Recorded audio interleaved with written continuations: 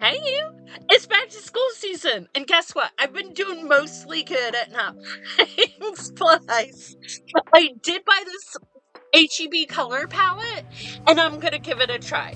Okay, so if you don't know what H.E.B is, it's a local grocery store chain here in Texas, and I'm sorry you don't have them.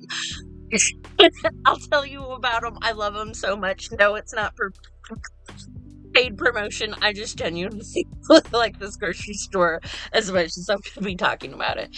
Okay, so the reason why this watercolor palette came home with me is that I know the company is really good about going to manufacturers of famous products and being like, hey, would you manufacture us this product with our label? And when companies do that, like they're famous for one brand and they produce a product that in their factory for another company, they call it off labeling.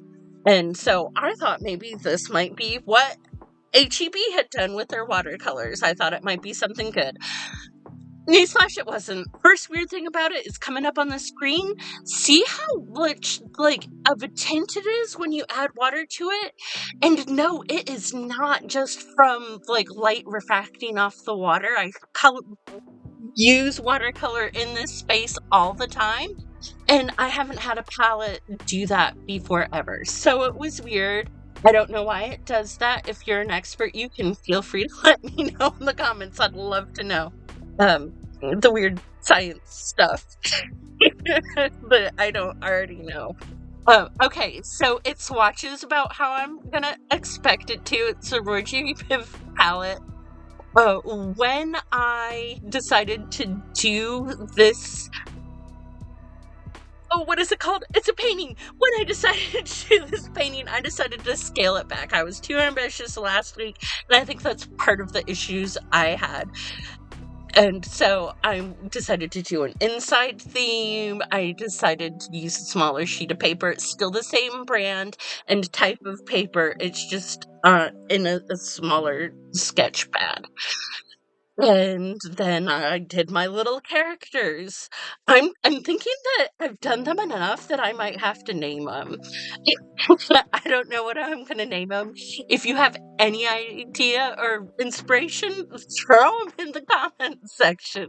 Maybe I can try to do a YouTube poll. I've never done that before. That might be fun.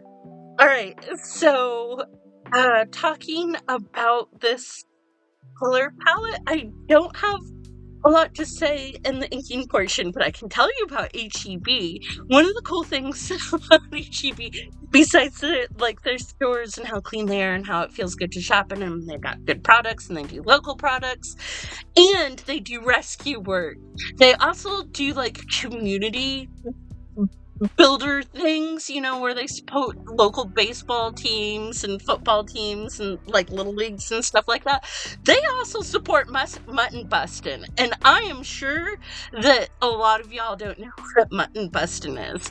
Okay, so it's a sport that little kids do at rodeo. They don't become professional mutton busters, to my knowledge. If they do, send me a link, help a girl out. Okay, but so they take little kids, probably like 4 to 6-year-old children who are appropriate to put on the back of a sheep, and to hold on. And they slap helmets on their heads and they give them chest protectors, and they will have the kid on the back of a sheep, kind of how you sit on a horse behind a gate, and then they open up the gate and the sheep will run. And the reason the sheep's running is because across the it's called, the rodeo ring, there is a sheep it's Buddy, that it knows. They're pack animals. So the sheep that you open up the gate for, he'll go running across the rodeo rink to go stand next to its buddy. And in the process, there's a little kid on bareback riding the sheep, holding on to the little woolly fluff of that sheep until they fall off. And They will win gift cards, they'll win trophies, they'll win cash money, and I didn't start the tradition, don't come after me, but it's been at every rodeo I've seen here in Texas, and it's one of the things I love H.E.B for. And they also give out little prizes to the kids. You know, at the rodeo, they all get stickers and balloons and whatnot. It's real cool. And I love them for it. Okay, so back to the painting. So one thing I noticed by this point in the painting is that with other brands of watercolor, they don't look like how they do from the transfer of, like, you pick the paint up on your palette and then you put it down on the paper, and it was a whole lot lighter than what I expected.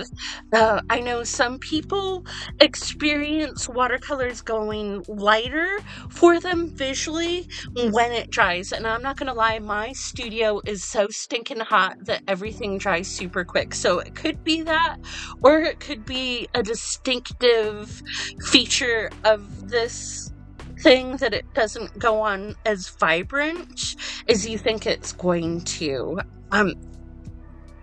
If you're interested, you can try it out. I'm like, that's weird. Guess I have to do a second coat.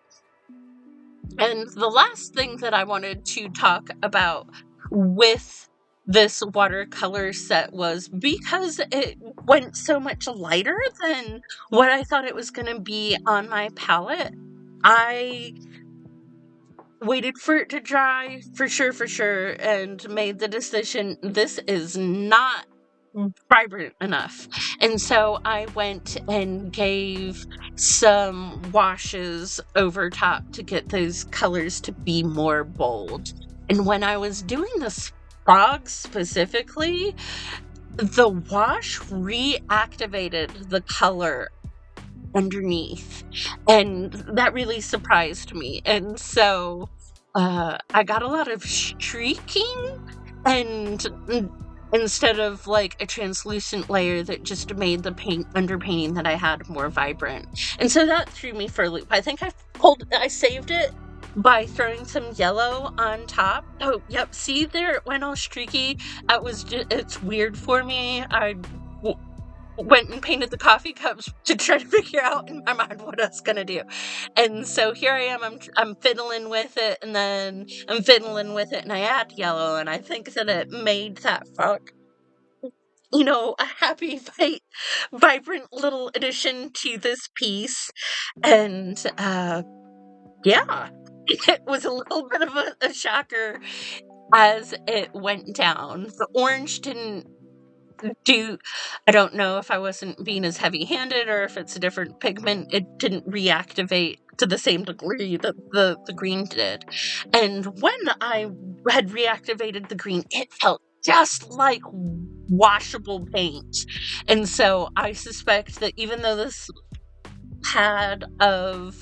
no, it's not a pad, it's a palette of watercolors doesn't say it's washable, it's washable. And so my review is absolutely not as good as Prang, but at least as good, if not better, than other watercolors that are washable that I've went out there. I thought it was a good deal for back to school prices. All right, love you. Till next time, like, subscribe.